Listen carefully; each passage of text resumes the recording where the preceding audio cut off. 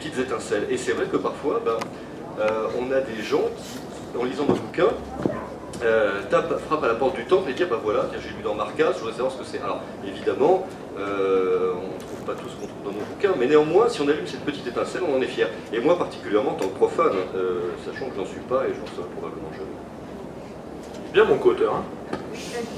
Bah oui, il a quasiment tout dit. Oui, on essaye quand même, et je pense que là, ça me paraît très important de le dire, de démystifier ce qu'est la franc-maçonnerie. L'ésotérisme, ça permet de mythifier, de remettre du mythe, et je pense qu'on en a vraiment besoin à l'état actuel des choses. Mais sur la maçonnerie, il est important de démystifier parce que, quand même, depuis maintenant une vingtaine d'années, Henri le confirmera, il y a une sorte de vent mauvais qui souffle sur la maçonnerie. Bien sûr, il y a eu des affaires qui sont sorties dans les médias, mais il y a la manière de parler de la maçonnerie dans les médias. Je cite un exemple classique qui, moi, m'avait quand même relativement surpris. Il y a eu une couverture d'un magazine qui était « Où se cachent les francs-maçons dans les médias ?» Si vous avez la curiosité de regarder en 1936 un mensuel qui s'appelait « Je suis partout » et qui était plus qu'extrémiste, c'est-à-dire que les lepénistes à côté, ça ressemble à des radicaux socialistes, vous avez « Où se cachent les juifs dans la presse ?» Moi, je ne vois pas la différence, je ne vois pas la problématique. Et ce qui me gêne un petit peu, voilà, c'est que ces courants se développent de plus en plus. Il y a un ésotérisme négatif derrière qui mélange énormément de choses. Et la franc-maçonnerie apparaît aujourd'hui comme quelque chose d'obscur, de compliqué, de ténébreux, d'englué dans la politique. Le moins qu'on puisse dire, c'est que le frère Cahuzac ne nous a pas aidé beaucoup, etc., etc. Il y a une nécessité un peu de faire une différence par rapport à ce genre de choses et apporter un petit peu de lumière sur une organisation qui s'enténèbre aux yeux du public. Bien. Donc, je crois qu'on approche de la fin de cette table ronde. Et un peu en conclusion, qu'est-ce que vous auriez envie de dire pour mieux connaître l'ésotérisme et la maçonnerie? Aller discuter avec des maçons ou lire des romans? Honnêtement, non, et pour moi, l'ésotérisme, si on parle vraiment de l'ésotérisme, si on parle de littérature, de fiction, etc., là, effectivement, le meilleur moyen, c'est de lire Giacometti et Ravenne. Ouais, si vous citez pas Levenbrück tout à l'heure, ça va mal se passer. Hein. Toi, tu vas perdre 2-3 grades. Mais voilà, maintenant si on parle de l'ésotérisme pur, moi c'est quelque chose dont je ne parle pas, c'est quelque chose qui pour moi n'est pas communicable, en tout cas la démarche en elle-même. Je suis, comme je vous l'ai dit tout à l'heure, maçon depuis maintenant 20 ans.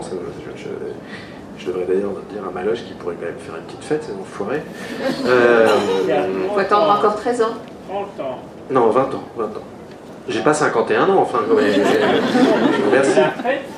Ah d'accord.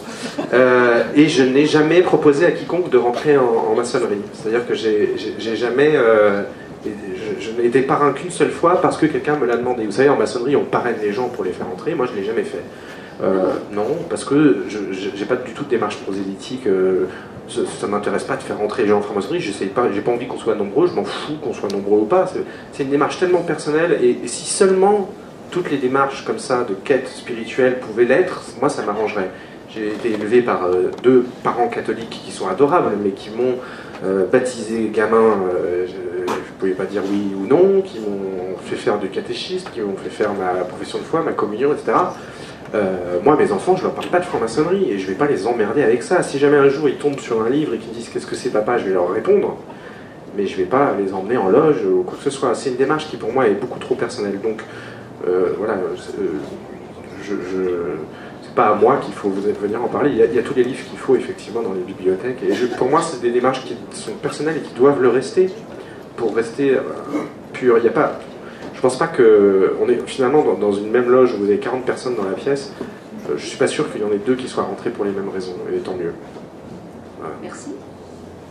Un petit peu sur le même sujet, en fait, moi j'ai eu la chance de ne pas être parrainé, donc c'est vrai que c'est une démarche tout à fait personnelle et on vient vraiment dans le cadre d'une recherche spirituelle un petit peu, mais bon, que la religion ne peut pas résoudre, donc je trouvais ça très intéressant. Alors c'est vrai que moi j'en parle pas dans mes ouvrages, mais enfin dans mon roman en tout cas, mais c'est vrai que l'ésotérisme en tout cas, pense qu'il y a, si vous voulez, cette vision qu'on a un petit peu d'observateur, ou ça on peut le trouver évidemment dans les livres qui en parlent, mais c'est comme pour finalement le travail en loge, c'est-à-dire que c'est l'expérience, c'est ça le secret en fait, c'est ça le côté magique de l'ésotérisme en général, et puis bon, si on veut faire la relation avec la franc-maçonnerie, ce sera ça aussi, c'est-à-dire c'est l'expérience, on peut en parler autant qu'on veut, tant qu'on n'a pas vécu quelque chose, tant qu'on n'a pas été sur le grand 8, on pourra vous dire qu'est-ce qu'on a ressenti dans le looping, mais tant que vous n'avez pas été sur le grand 8, vous ne saurez pas ce que c'est, et je pense que l'ésotérisme c'est pareil, quand on parle de réenchantement du monde, de magie, de vraiment trouver un sens finalement, notamment dans un monde hyper matériel, hyper rationnel, trouver un sens un petit peu plus spirituel à notre existence, c'est quelque chose qui est tellement personnel que tant que vous ne l'avez pas vécu, on pourra vous en parler ou écrire des tonnes de bouquins dessus, que ça ne vous parlera pas plus que ça. Et je dirais, donc c'est bien de lire, mais il faut le vivre en tout cas, et c'est vrai que là en plus c'est un roman, si vous voulez, qui est un roman doublement initiatique, puisque je parle d'initiation ésotérique dans ce roman, mais en plus c'est un voyage, puisque la Birmanie, bon, ça s'ouvre actuellement, c'est bien un peu la destination à la mode, mais c'était un pays qui était resté 60 ans fermé, très inconnu, et donc finalement c'est comme une initiation ésotérique, une initiation maçonnique, où ce voyage-là, en fait, on se découvre soi-même, en fait. C'est un voyage personnel, donc là géographique, mais aussi une introspection où ce qu'on trouve, c'est pas ce qu'on espérait chercher, c'est pas du tout un autre pays ou un ailleurs ou une altérité, c'est finalement soi-même qu'on découvre. Voilà. Alors, moi, la maçonnerie m'a apporté beaucoup, hein, c'est clair. Non, vous êtes resté en bas du grand 8 et je suis resté en bas du grand 8, mais franchement, c'est... Non, en fait, pour être sincère, j'ai voulu rentrer, et ils m'ont refusé. Ouais, ils m'ont refusé, donc du coup, je suis allé au Club Mickey, quoi, parce que c'est quand même plus sympa. C'est Club Mickey, il y a quelque chose quand même un peu plus fun. C'est pas vrai. Non, c'est pas vrai.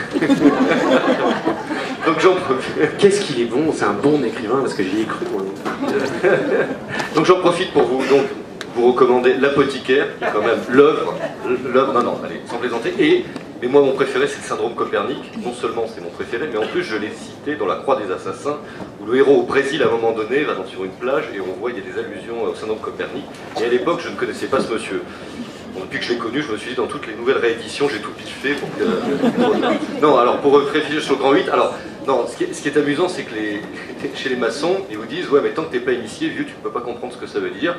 Alors moi, du coup, je rajoute dans les conférences, c'est un peu comme quand vous lisez le Kama Sutra et pratiquez le Kama Sutra, c'est pas pareil, quoi. En gros, ils nous font le coup, les maçons. Ils sont très forts, parce qu'on se dit, mais qu'est-ce qui se passe dans leur cérémonie d'initiation pour qu'ils nous disent, ah ouais, mais vieux, tu peux pas comprendre. La même chose que dans le Kama Sutra. Voilà. Donc, ces gens, ils s'envoient en l'air, voilà, c'est une sorte de jouissance cosmique à l'état pur, et voilà, j'y ai pas droit, ça, franchement, je peux quoi faire. Si tu veux, on peut faire quelque chose sur scène, là. Hein. Peut-être des gens qui peuvent se dévouer. Parce qu'il y a des sodomites dans la salle.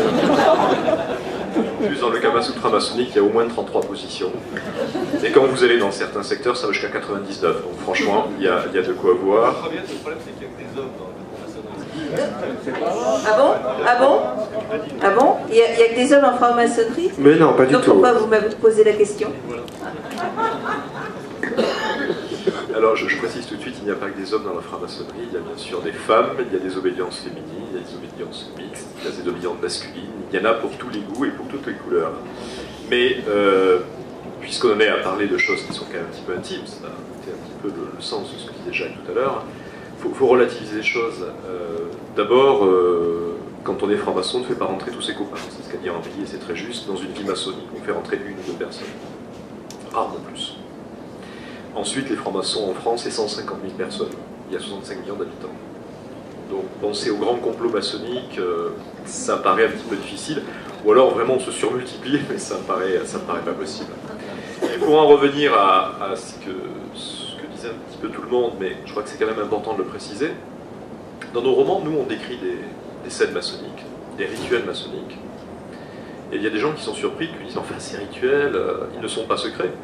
Vous allez dans n'importe quelle bibliothèque, vous trouvez l'intégralité des rituels, adjectif par adjectif, qualificatif, depuis même quasiment les premiers temps de la maçonnerie. Je crois que le premier dévoilement d'un rituel maçonnique en Angleterre, c'était 3 jours après la tenue. Vous voyez, c'est allé assez rapide. Pourquoi? Parce qu'ils n'avaient pas Twitter à l'époque. Exactement ça. Non, mais principalement parce que vous pouvez lire et vous pouvez relire une scène maçonnique, effectivement, elle ne se lit de l'intérieur. Voilà. On est très très figés là-dessus, tous. Il n'y a pas de blague, c'est pas le grand 8, mais effectivement, le vrai secret maçonnique, c'est pas de détenir le pouvoir du monde, on le regrette d'ailleurs, personnellement, mais bon, c'est comme ça, mais c'est tout simplement quelque chose qui se passe dans la pratique continue du rituel, pas toujours, mais qui est vraiment, pour chacun d'entre nous, quelque chose d'important. Et ce que vous interrogez n'importe quel franc-maçon, quel que soit son statut social, plombier, bon c'est vrai qu'il n'y en a pas beaucoup, ministre, c'est vrai qu'il y en a pas mal, mais ils sont en tôle.